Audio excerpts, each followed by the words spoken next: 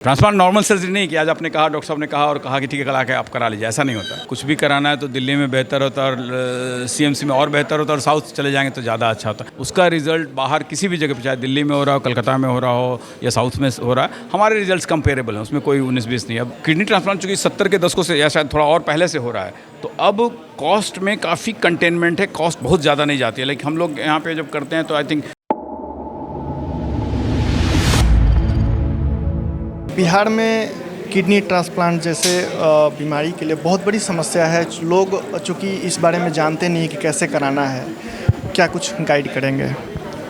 Kidney transplant बीमारी नहीं है, बीमारी है किडनी फेल होना। कारण ये है कि मोस्ट कॉमन कारण है डायबिटीज़, दर्द की दवाएं, और दूसरा कारण है दर्द की दवाओं के बाद में कि कुछ ट्रॉमा हो गया है, कुछ और भी कॉम्प्लिकेशंस उसके कारण, ब्लड प्रेशर के कारण होता है। ये 3-4 मेन कारण है। जब किडनी फेल्योर हो गया तो अब उसके बाद एक व्यवस्था है कि डायलिसिस कराते रहिए ज़िंदगी भर। लेकिन डायलिसिस करने में दिक्कत क्या है कि आपको हफ्ता में अगर 2 बार हो गया तो आप कोई काम फंक्शनली प्रैक्टिकली नहीं कर पाते हैं। 2 दिन आपको अस्पताल जाना है, आपका आधा दिन करीब अस्पताल में रह जाता है, तो फैक्चुअली आप अस्पताल से बंद के रह जाते हैं। उसकी दूसरी व्यवस्था कि जब आप इस पर ट्रांसप्लांट करा तो आप फिर फ्री हैं, फिर नॉर्मल हैं। तो ट्रांसप्लांट करना इसलिए आवश्यक है कि ट्रांसप्लांट से मरीज़ अपनी नॉर्मल लाइफ लीड कर पाता है।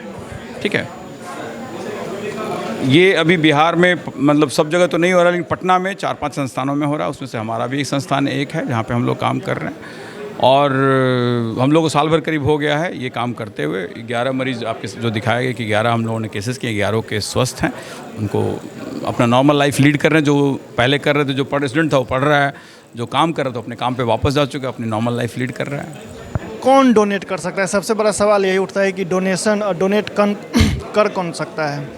जो अभी ये ट्रांसप्लांट का जो वो है, वो एक भारत सरकार के एक्ट के अधीन आता है, ट्रांसप्लांट एक्ट है, उससे रेगुलेटेड है।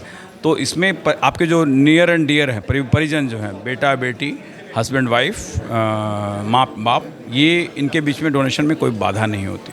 उसके अलावा कुछ खास केसेस में अलग तरह के चीज़ें हैं जो अलाउ की जा सकती हैं, लेकिन उसकी प्रक्रिया बहुत लंबी है और थोड़ी डिफिकल्ट है। और ब्लड ग्रुप अगर मैच करे तो सबसे बढ़िया है।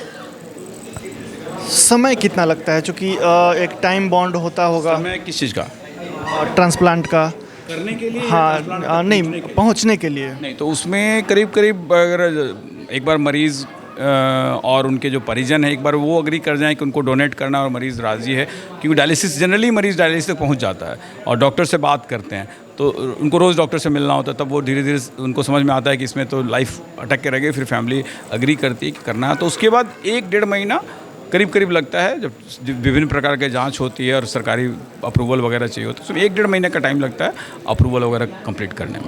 इसमें कोई कानूनी प्रावधान भी है? बहुत सारे कानूनी प्रावधान, सबका कंप्लायंस होता है। बिल्कुल यही तो कि कौन किसको दे सकता है, कौन नहीं दे सकता, उसको वेरीफाई करना होता है। उसके लिए कागजात बनाने होते हैं कि कौन सही है, कि भाई कई बार फेक लोग भी आते हैं ना कि हमारी वाइफ है, बहुत बार सुनाई देता है ना, तो वो सब चीज़ें वेरीफाई करनी होती है कि वो एक्चुअली जो बोल रहे हैं कि भाई जो उनका रिश्ता है वो है, तो उसको वेरीफाई करने के बहुत सारे मतलब कानूनी प्रक्रिया उसके हम लोग पालन करते हैं।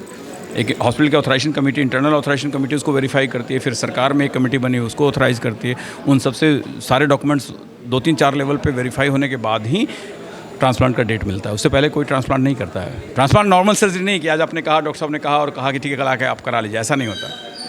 क्योंकि बिहार में ये नया है चीज़ों को लेकर के, यहाँ से लोग किसी को अगर समस्या होती है तो वो बिहार में नहीं कराना चाहते।